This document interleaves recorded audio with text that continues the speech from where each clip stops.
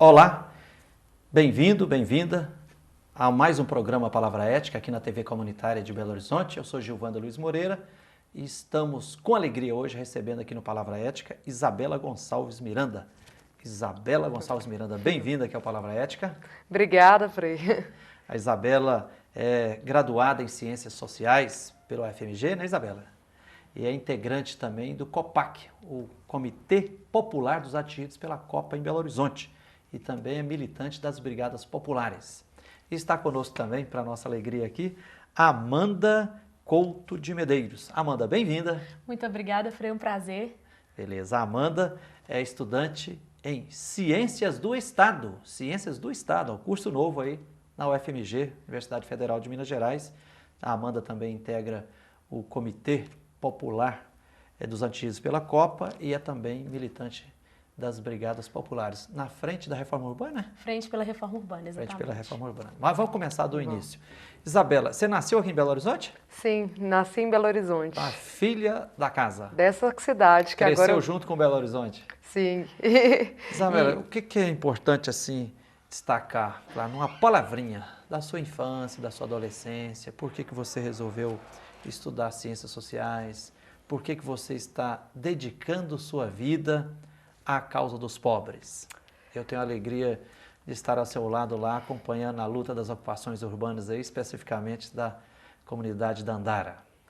Eu acho que é sempre muito difícil descobrir o que nos levaram a ser o que nós somos hoje. Mas eu acredito que foi um pouco um sentimento de uma necessidade de justiça e uma certeza de que... Você fica indignada diante das injustiças? Fico indignada. E uma certeza de que o mundo... ele não é uma necessidade, assim, ele estar como ele é, como ele está sendo hoje, né? E que é possível transformá-lo. E essa indignação frente às injustiças vem do berço do papai, da mamãe, ou é porque você começou a ouvir os pobres? Comecei a ouvir. Eu acredito que desde pequena sempre brinquei muito com meninos do meu bairro, assim, que eram de classes populares, né? E sempre me indignei muito com racismo nas escolas, isso era uma marca também. Sempre me indignei com preconceito dentro dos diferentes espaços, assim, né? E isso foi crescendo dentro de mim a cada dia. E agora você, após graduação, já está começando mestrado e doutorado, não é? Sim, sim. Fazer juntos, né? Sim, eu vou fazer. Beleza. Amanda, e você? É de Belo Horizonte? Na verdade, cresci aqui a minha vida toda, mas eu nasci em João Pinheiro, interior de Minas Gerais. Ah, lá, Noroeste caminho de para Minas. Arinos. Exato. Fácil lá. Sim. E por que você também resolveu estudar Ciências do Estado, né? E também está apaixonada e militando junto às Brigadas Populares, ajudando no empoderamento dos pobres? Eu costumo dizer, Frei, que no meu caso veio a partir da dúvida, do questionamento, em relação justamente ao que a própria Bela colocava também, né? A essas contradições, o contato, né, com realidades e desigualdades, sobretudo, tão gritantes, me fez questionar, né, em que medida essa ordem dada e essa ordem posta não pode e não deve, né, ser transformada mesmo. Então foi esse questionamento e essa busca, né, até por resposta, que também nos torna atores partícipes nesse processo, né, na busca por mudanças, né, dessas desigualdades e contradições tão pungentes, né, nesse sistema capitalista, enfim, tudo isso. Então, comecei a ter contatos com realidades mais distintas, no meu caso, já a partir da universidade, né, dentro do programa Polo de Cidadania, atuando lá no aglomerado da Serra. Da UFMG, né? Da UFMG, exatamente, atuando no aglomerado da Serra. Antes também já havia participado de alguns movimentos pelo Passe Livre e tudo, mas o que me despertou o olhar para essa necessidade de mudança, dessa transformação social, foi justamente esse contato maior, essa experiência e essa vivência. Okay. Teve também um fenômeno que eu acredito que marcou a minha vida, que foi a presença nos fóruns sociais mundiais, né? Você participou de vários? Participei de 5 fóruns sociais mundiais até hoje. E estou muito de acordo com a frase do Le Monde Diplomatique, que diz que o século XXI nasceu em Porto Alegre. E hoje a gente vê que os frutos do Fórum Social Mundial também são colhidos na maturidade política dos movimentos hoje.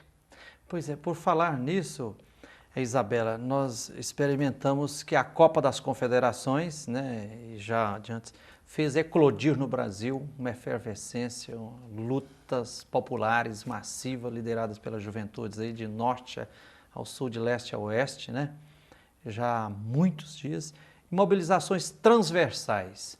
Como é que você está analisando essas lutas por direitos, né, tantas reclamações, tantas pautas sendo levantadas? Eu acho que, em primeiro lugar, é importante esse momento onde as pessoas expressam um desejo de transformação.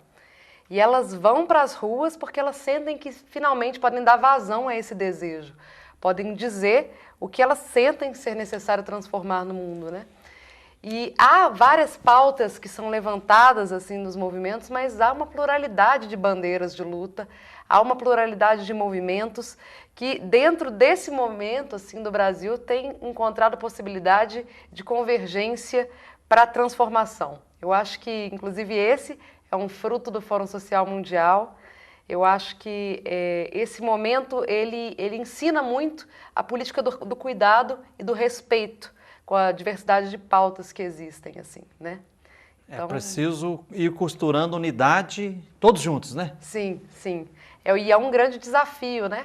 Porque a gente sabe que os movimentos cultivam alguns preconceitos mútuos, alguns desconhecimentos mútuos, assim. E esse momento nas ruas, nas marchas, nas assembleias, são excelentes espaços para eles conhecerem as pautas uns dos outros e verem que as faces da opressão e da exclusão são múltiplas. Por isso, não existe uma vanguarda unificadora das lutas que pode expressar essa diversidade, a não ser uma vanguarda construída a partir da própria diversidade, né? Ok. Amanda, eu lembro que eu fiquei muito triste o dia que o ex-presidente Lula estava feliz da vida lá na Europa, não me lembro aonde, assim, conquistando a vinda da Copa para o Brasil. Naquele momento eu intuí, falei, vai ser um presente de grego para o povo brasileiro. Para o capital, para as poucas empresas poderosas, vai ser uma beleza.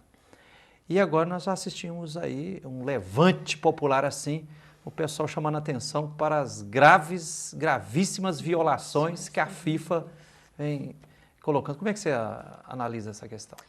Bom, Frei, de fato nós demos dentro do comitê, né, nós demos um apelido para essa Copa, Comitê dos Atingidos pela Copa. O Comitê Popular dos Atingidos pela Copa, que está sendo a Copa das Conviolações, porque é um momento histórico em que finalmente eu enxergo esse levantar da população, especialmente nesse momento, porque as violações ficam muito claras. Elas são acirradas em relação principalmente ao direito à moradia, porque, como sabemos, né, a FIFA e a construção de arenas, a ampliação de vias de acesso deixaram mais de 170 mil famílias sem residência, onde despejos forçados foram demolidas e o povo expulso. No nosso entender, isso sim é um ato de vandalismo, essas demolições, violações no direito ao trabalho. E aí nem sempre as indenizações são justas, né? São indenizações com valores irrisórios quando ocorrem, porque muitas desses despejos forçados têm acontecido de forma ilegal, sem alternativa de relocação ou sem um processo indenizatório que anteceda, né, indenização prévia justa, como prevê o Estatuto da Cidade, como deve ser feito nos termos legais. Bom, ademais são constatadas violações do direito ao trabalho, sobretudo na economia popular local, dos comerciantes informais. Aqui em Belo Horizonte temos o caso emblemático dos feirantes, da Feira do Mineirinho de Artesanato, né? Os barraqueiros da área externa do Mineirão, né, que dependiam, né, cuja fonte de renda dependia do comércio de alimentos e bebidas vendidos ali, que fazia parte da cultura do futebol mineiro. Temos violações diversas em amplos sentidos, denúncias, né, em relação à corrupção e superfaturamento de obras e diversas. O povo da rua sofrendo em demasia, né? População em situação de rua sofrendo perseguições e um aumento gigantesco no número de homicídios, né, em relação a essa população, perseguições, desaparecimentos, registrado no Rio de Janeiro em especial, né, onde vai ser duplamente o prejuízo sofrido nesse presente grego com Copa e Olimpíadas. Então nós percebemos, e os estudos da professora Raquel Ronick, que é relatora especial da ONU para a moradia adequada, já indicavam isso a partir da África do Sul e de outros lugares que receberam esses mega eventos esportivos, que o legado deixado em termos de violações de direitos humanos é perverso. Violações de direitos humanos incluímos aí também essas pluralidades de bandeiras sendo levantadas como saúde, educação e em termos de grandes quantidades de recursos públicos, ao contrário, né, do que tem sido declarado, investimentos públicos sendo destinados para a construção dessas grandes arenas que vão se revelar verdadeiros elefantes brancos, né, como é o caso do estado de Manaus. Aliás, se diz que na África do Sul, em cidades onde aconteceram, né, muitos grandes obras viraram elefantes brancos ou então com um ônus muito grande pela manutenção delas. Né? Exato, com um ônus que infelizmente vem inclusive passando por cima até mesmo da cultura, né? Ele se apropria do discurso, né? Da paixão nacional que é o futebol, né? Justamente para fazer essa não só uma privatização, né? Mas esse uso indevido a partir dessa tentativa de manipular a emoção em torno simbólico em torno do futebol, né? E tentando invisibilizar todo esse quadro por trás. E que bom que a população tenha aberto seus olhos, como a Isabela colocou, né? Grupos de lutas, e movimentos organizados, enfim, antecede muito esse contexto, né? Temos MST, temos as comunidades de ocupações urbanas que já saíam às ruas desde historicamente, né, na luta pelos seus direitos, na luta pelo direito humano à moradia, na luta pelo direito do acesso à terra, né, mas agora a população de maneira geral, gosto muito daquela frase da Rosa Luxemburgo, né, que a gente só, quem não se movimenta não é capaz de sentir as correntes que o prendem, né? Então agora o país tem se movimentado e tem sentido essas opressões no sentido de privação da liberdade dos espaços de vir e vir pela imposição da zona FIFA e em outros sentidos. Além disso, tem a Lei Geral da Copa, só corrigindo aqui, que eu acho importante falar como que o Estado brasileiro aceita que a gente institua uma legislação de exceção dentro do país. Que muitos dizem que é inconstitucional, autoritária, arbitrária. Viola direitos básicos da população e privatiza os espaços urbanos. E o que a gente tem assistido é que as elites locais têm se aproveitado muito também do contexto da Copa do Mundo para flexibilizar a legislação que rege as nossas cidades e, através de medidas antidemocráticas, transformar a cidade numa cidade empresa, numa cidade espetáculo. E as ações de higienização que a gente vê, que é a retirada de vendedores ambulantes, a retirada da população de rua... Só em Belo Horizonte, no último ano,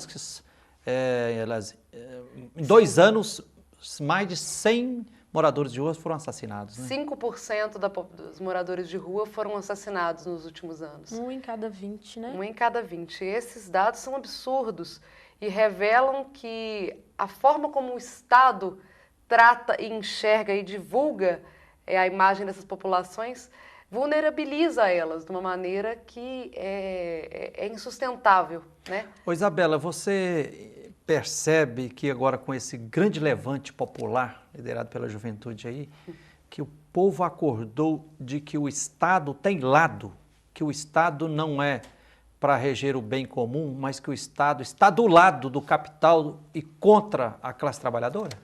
Acho que essa consciência tem despertado das ruas a cada dia.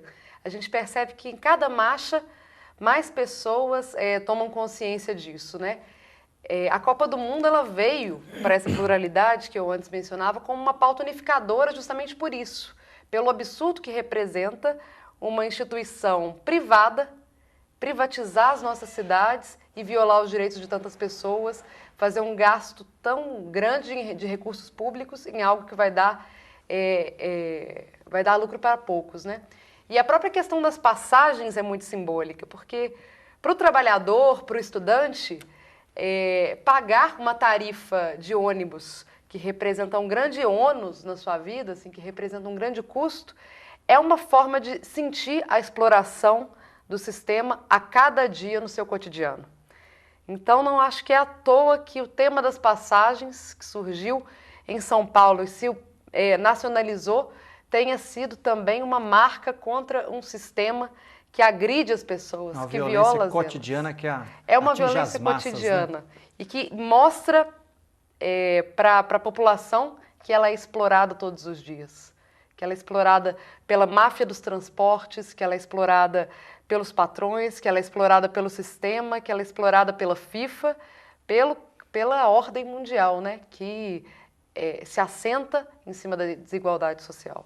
Ok, Isabela e Amanda, a prosa tá boa, mas nós vamos ter que fazer um pequeno intervalo. Nós estamos hoje aqui no Palavra Ética, entrevistando Isabela Gonçalves Miranda e Amanda Couto de Medeiros. Estamos conversando aqui sobre a luta dos atingidos pela Copa. Nós vamos a um pequeno intervalo e voltaremos já já para continuar conversando aqui com a Isabela e com a Amanda. Fique aí e voltaremos já já.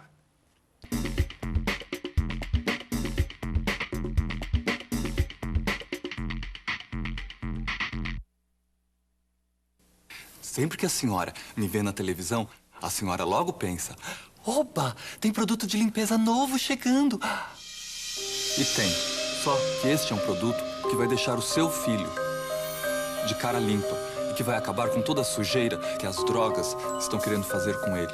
E é tão fácil de usar. Quer ver? Toda vez que aparecer alguém oferecendo drogas, a senhora pede para o seu filho usar as mãos e fazer assim para as drogas.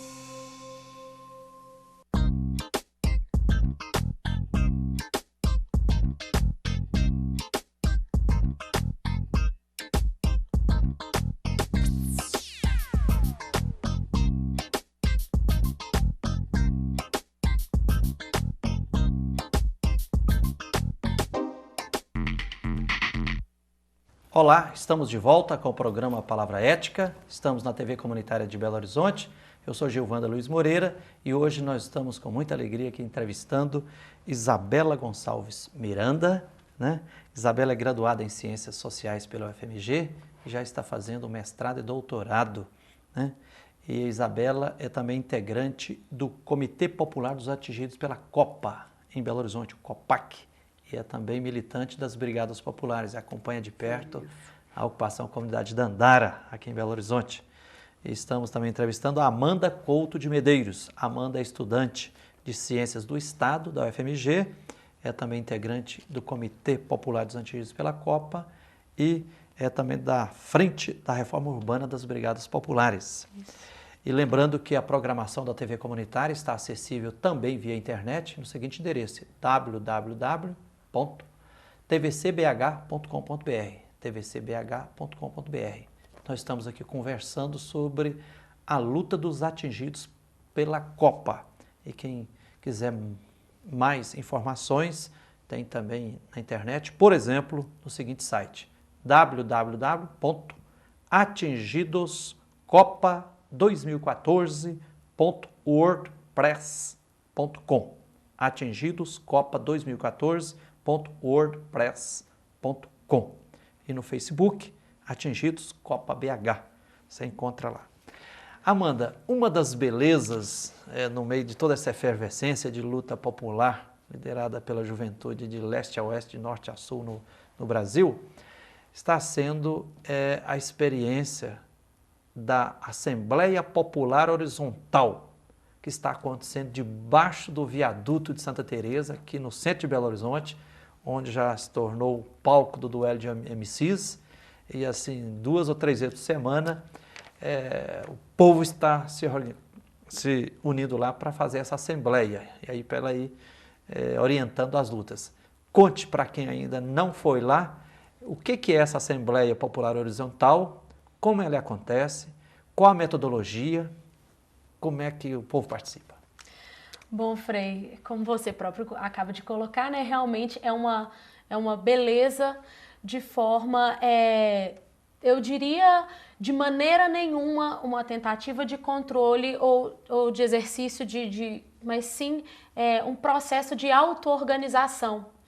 Como foi colocado aqui, né, no momento anterior, são diversas e múltiplas as bandeiras e as reivindicações que compõem esse grande levantar, né, essa insurgência mesmo, especialmente da juventude, né, belo-horizontina, entrando dentro dessa jornada de manifestações a nível nacional.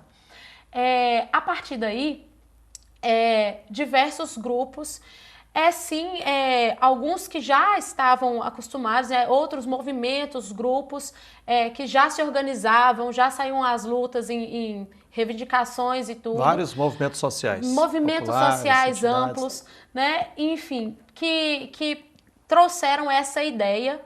E cada vez mais a intenção é que isso seja amplo e aberto e popular, tanto que as convocatórias são feitas através do Facebook, né, a Assembleia Popular Horizontal, né, tivemos a segunda acontecendo, e com participação de milhares de pessoas, né? Participação de milhares de pessoas, na Arena do Viaduto Santa Teresa, onde ocorreu o duelo de MCs. Então é um espaço amplo e aberto, público, justamente para que cada vez mais setores estejam participando desse momento. E é o momento em que justamente a gente busca a convergência, né, no sentido de tirar-se dali as reivindicações de forma concreta. Quais são? Porque quando colocamos, né, uma pluralidade de pessoas que querem ali realmente ver essa necessidade de mudança e de transformação, pode ser que hajam pautas muito amplas e abertas, como, por exemplo, ser contra a corrupção. O levantar contra a corrupção diz tudo e, ao mesmo tempo, não quer dizer nada, no sentido de que todos somos contra a corrupção. Mas é preciso delinear de forma concreta como isso se faz de forma reivindicatória, né? Então, Amanda, como é que lá que se distribui, que socializa a palavra? A metodologia de funcionamento tem sido da seguinte forma, Frei. Chegamos ali, num primeiro momento, alguns informes são passados. Aí tem um caminhão de som, logicamente. Ali a gente tem uma caixa de som, na verdade, e um microfone, né, que ele, em determinado momento, ele serve inicialmente para passar alguns informes, e aí depois, quando estabelecemos agora, será discutida as nossas pautas de reivindicação. As pessoas vão fazendo inscrições, que são também abertas, né, e aí todos podem se inscrever, qualquer pessoa pode levantar a mão e inscrever o seu nome para ter direito a 1 ou 2 minutos de fala, dependendo do tema proposto. E aí fala mais de 200 pessoas. E aí, mais de 200 pessoas. A gente, infelizmente, 5 horas de assembleia. Só pela questão do horário, mas vamos ficando aí, vamos estendendo à medida que ainda tem assuntos a serem debatidos. E de lá saíram coisas maravilhosas, como, por exemplo, a proposição de 10 plataformas políticas, 10 eixos temáticos, dentre os quais, né, temos aí COP Mega Eventos, direitos humanos e minorias, moradia, saúde, educação, enfim, são 10 plataformas. Temos aí o perfil Atingidos Copa BH, do Comitê Popular, onde tem citando lá exatamente quais são esses 10, que vão se reunir em grupos de trabalho para especificarem melhor e delinearem o que de concreto está sendo reivindicado. Mobilidade urbana, questões, né, como a tarifa zero, passe livre, enfim, revisão dos contratos das concessões das empresas de ônibus, tudo isso está sendo levantado num processo extremamente popular e aí sim verdadeiramente democrático, né? Fica o convite para que todos participem. Essas reuniões são divulgadas na rede. Em geral, tem acontecido logo depois dos dias de jogos, por exemplo, ou logo depois de grandes marchas, né? Mas essas convocações são amplas e abertas a quem quiser ter acesso. E lá se organiza também a participação nas manifestações, né? A participação nas manifestações, como, por exemplo, né, propostas e sugestões do que deve estar presente, do que não deve estar presente. Por exemplo, né, algumas ações, às vezes, até de intolerância que verificávamos, né, com gritos de aqui não aceitamos isso, aqui não aceitamos. Foi um consenso de que nessas manifestações, por se tratar de algo de todos são bem-vindos, né? Então, para que se dê cada vez mais legitimidade, convidamos setores que talvez ainda não participaram ou não estavam sabendo, que agora estejam presentes nessa Assembleia. Como foi colocado também, essas manifestações as manifestações têm ocorrido de forma ampla, aberta, até espontânea, sim. Não significa sem uma organização, mas sim de forma completamente espontânea de todos. Portanto, convidamos a todos que estejam ali para tentar delinear também, né, os objetivos e vem para a rua, é uma bandeira grande, mas vem para a rua para quê? Vem para a rua a quê? Né? Então é isso que queremos que as pessoas participem para ser definido ali. Beleza. Isabela, Uma das bandeiras que saiu nas manifestações aí, e lá nessa Assembleia Popular Horizontal também, é a reivindicação. Queremos reforma política. Sim. O que é preciso considerar sobre essa reivindicação? Reforma política no Brasil. Só pensando aqui, as assembleias para mim são os momentos mais bonitos, porque são momentos de aprendizagem profunda assim, da população. Ouvir atentamente o povo, né? Reforma política é igual à corrupção, pode significar tudo. Então é preciso que nos organizemos, nos auto-organizemos para pensar o que a gente quer propor para fazer uma reforma do nosso sistema político. A gente sabe que a população está desgastada com os atuais partidos políticos, com a democracia representativa. O descrédito da política representativa está muito grande, né? E as instâncias de participação também, Frei Giovanni, foram reduzidas muito nos últimos anos, ao ponto que hoje o orçamento participativo de Belo Horizonte não chega a representar 1% do orçamento do município, né? E leva as pessoas verdadeiramente a brigar por migalhas. Os espaços verdadeiramente deliberativos foram esvaziados. Então, eu acredito que uma reforma política tem que passar principalmente pela construção de mais e mais espaços de poder popular e de participação efetiva e deliberativa da população. Então, a própria reforma política não pode ser feita em espaços fechados, espaços compostos apenas por aqueles políticos que já sabem jogar as regras do jogo e que não vão mudar as mesmas regras que os beneficiam. Você está dizendo, então, que as pessoas que ainda acreditam que uma boa reforma política possa ser feita pelo Congresso Nacional, pode esperar sentado, porque pode esperar vai sentado. cansar. A gente tem visto com muita tristeza posições cada vez mais conservadoras do nosso Congresso. Eu já ouvi até gente dizer assim, falou, esperar que o Congresso Nacional, Parlamento e os deputados federais e senadores façam uma boa reforma política, é a mesma coisa de esperar que raposa vá cuidar bem do galinheiro. Exatamente, exatamente. A nossa Constituição, ela só conseguiu abarcar pautas verdadeiramente progressistas na medida em que ela se abriu para as emendas populares. Para mim, se a gente for criar uma reforma política no Brasil, a gente tem que ampliar os processos de construção do que significa essa reforma política. E há um grande desafio para fazer isso, mas temos vários exemplos na América Latina que mostram que um pacto popular dentro do país, tendo como horizonte o fim da desigualdade e o fim da intolerância, para a gente aceitar a diversidade social e cultural do nosso país e fazer uma reforma que não seja só política, mas também econômica, que toque no fundo desse modelo neodesenvolvimentista, ou desenvolvimentista que continua oprimindo os negros e populações camponesas, quilombolas, a gente não vai conseguir, assim, fazer uma reforma política efetiva. Então, eu acredito que tem que ser popular. Ok. Isabela, outra coisa, tem gente que está muito esperançoso e tem umas pessoas com medo de que essas lutas populares nas ruas possam debandar para fazer crescer uma tentativa de fazer golpe, né? Uns dizem assim, olha, tem algumas semelhanças com o pré-64, com aquelas marchas de rua, marcha em defesa da propriedade, da família, gente rezando e tudo, e depois os militares, a classe empresarial se uniu com a classe militar e deram o golpe, e aí impôs a ditadura militar, né? Você acha que tem esse risco? Ou o povo já está sendo golpeado? Qual a análise que você faz disso? Obviamente, esse momento de efervescência popular nas ruas gera uma grande instabilidade política. E a gente percebe algumas tendências, mas ainda muito minoritárias, golpistas mesmo, que têm criado esse terror na população de golpe. E aí a gente tem que citar o Partido da Imprensa Golpista, que o tempo inteiro coloca o povo um medo enorme de sair às ruas. Além disso, a gente tem visto crescer nas marchas a intolerância.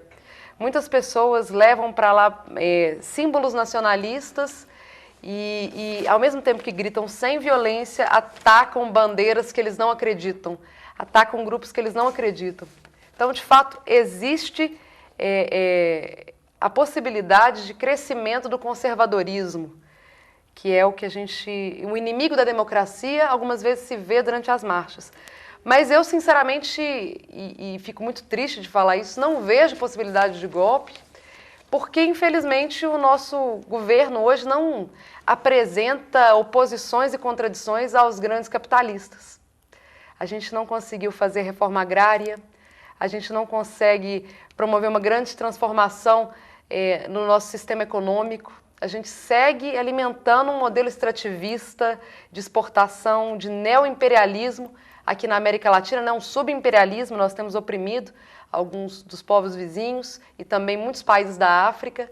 Então, eu acho que não existiriam forças articuladas para construir um golpe. Mas acho sim que o medo e o terror promovido pelo Estado golpeiam a democracia.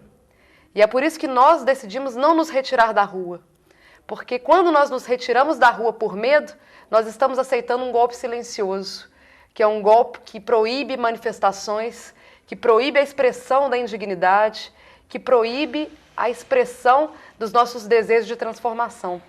Então... Ok, que beleza. Pena que nosso tempo acabou. Vai ficar o convite aqui para outra vez vocês voltarem aqui para a gente continuar essa prosa, tá? Tá ok. Amanda e Isabela, obrigadão. Tá bom. Tá? Obrigada. Então entrevistamos aqui na TV Comunitária hoje, no Palavra Ética, Isabela Gonçalves Miranda, né, que é graduada em Ciências Sociais pela UFMG, e a Amanda Couto de Medeiros, estudante de Ciências do Estado da UFMG. Ambas integrantes do Comitê Popular dos Antirriscos pela Copa e também militantes das Brigadas Populares. A direção aqui da TV Comunitária, aos funcionários que nos ajudam aqui nos bastidores e a todos que nos honram com atenção. Obrigadão de coração e até o próximo programa.